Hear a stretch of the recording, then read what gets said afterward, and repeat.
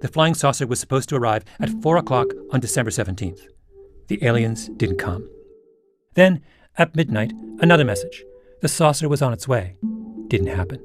Then she said the aliens had given her a new date, midnight on December 21st, just before the apocalypse.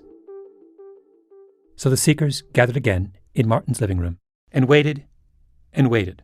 They were preparing for a cataclysm and for their personal salvation. It's worth reading from the opening pages of Festinger's account of that final night at Dorothy Martin's house.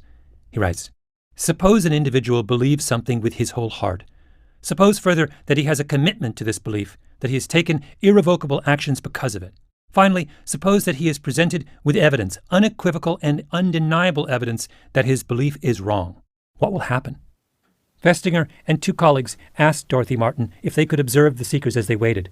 And in his book, When Prophecy Fails, Festinger describes moment by moment what happened. When the clock on the mantel showed only 1 minute remaining before the saucer was due, Dorothy Martin exclaimed in a strained, high-pitched voice, "And not a plan has gone astray." The clock chimed 12, each stroke painfully clear in the expectant hush. The believers sat motionless. Festinger goes on, "One might have expected some visible reaction. Midnight had passed and nothing had happened. The cataclysm was less than 7 hours away. But there was little to see in the reactions of the people in that room. There was no talking, no sound. People sat stock still, their faces seemingly frozen and expressionless."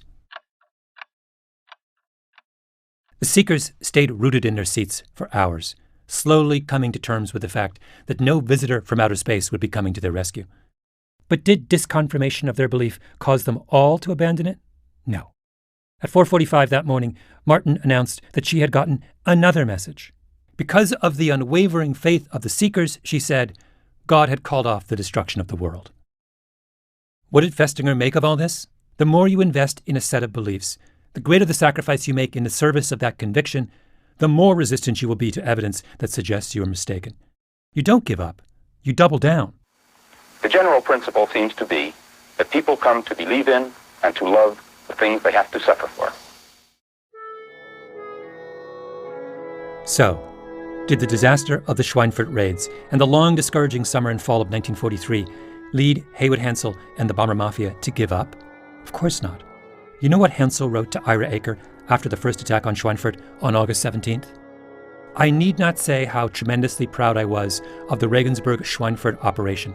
In spite of the very heavy losses, I believe it was completely justified and represents one of the turning points of the war." Which is, of course, delusional. Schweinfurt was not a turning point of the war, but if you asked Hansel why he believed that,